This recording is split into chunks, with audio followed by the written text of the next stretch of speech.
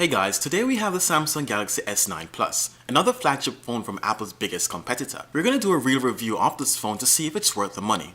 Welcome back to the Tech Shop.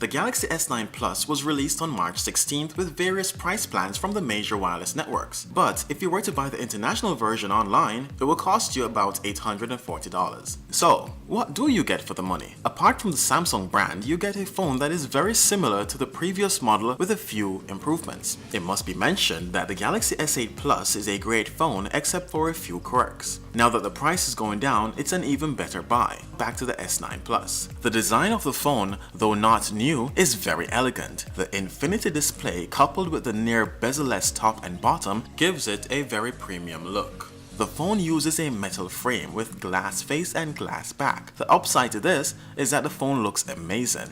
However, it loses some durability in the process. A drop test comparison with the iPhone X saw the Galaxy S9 not faring so well. The durability issue, however, can be fixed with a rugged case. However, it hides the great looks of the phone. I would say the S9 Plus is similar to the Note 8 without the S Pen. The dimensions are 6.2 x 2.9 x 0.3 inches and it weighs in at about 7 ounces. The phone has a 6.2-inch Quad HD Super AMOLED display. That's a 2960 x 1440 resolution on a curved screen that is 90% of the phone's front, making it the flat screen TV of the mobile phone industry. It is currently the biggest and best screen you will find on a smartphone. The screen has an 18.5:9 aspect ratio, which is great for full screen viewing. The blacks are deep and the colors are vibrant. There were numerous complaints about the offset fingerprint sensor on the Galaxy S8 Plus. So Samsung listened to their customers and the fingerprint sensor is now centered below the camera. This is a more natural location and hats off to Samsung for listening. Now there's technology out there that supports in-screen fingerprint sensors.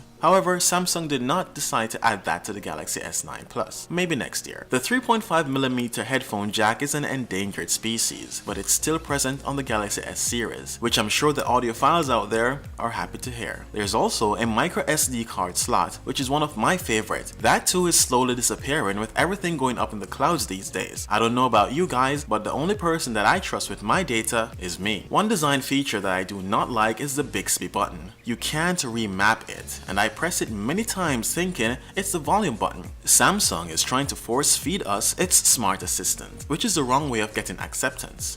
What they should do is try to make Bixby better than the top assistants out there, packed with unrivaled skills and features. Make it look cool and cool to use, and then do some marketing, and eventually people will start to use Bixby. Now, however, not so much. The cameras on the new Galaxies are 12 megapixel rear facing and 8 megapixel front facing. They both feature dual aperture lenses that switches from f2.4 to f1.5 in low light conditions. Simply put, the lower the aperture on the lens, the more light it lets in. So in essence, this will make your photos taken in low light look brighter and less noisy. There is a risk, however, of overexposure. The S9 Plus has dual rear-facing cameras, one wide-angle lens and one telephoto lens for optical zoomed photos. You may or may not have heard about the super slow motion setting on the Galaxy S9 Plus. This feature, though not new, allows you to record video at 960 frames per second at 720p.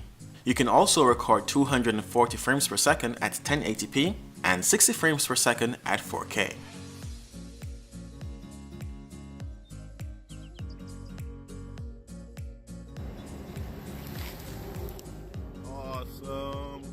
Now, let's take a look at the insides. There's a 3500 mAh battery that powers the phone. You will get a full day of moderate use, and it takes 1 hour and 40 minutes to get a full charge on its fast charger. You also have the option of wireless fast charging. It's not as fast as the wired charging, but it's much more convenient. One thing that Samsung has been lagging behind Apple with is its audio, but with the inclusion of stereo speakers that are 40% louder than the S8 Plus, Samsung is heading in the right direction.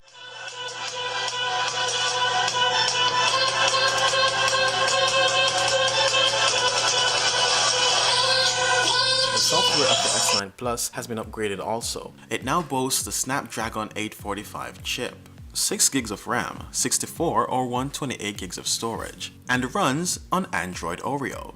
The Android P update, I suspect, will be further down the road. The iris scanner and the face unlock feature now work together to give the phone a more secure biometric lock. It's no Apple Face ID, and though not perfect, it's an alternative to the fingerprint sensor. And finally, we have AR emoji, Samsung's answer to Apple's Animoji. Let's just say it needs some work. The phone uses the front-facing camera to map features from your face to an avatar. Many people say it looks weird and creepy, so again, it needs some work. So overall, this is a great phone, but still just an incremental upgrade over the Galaxy S8 Plus.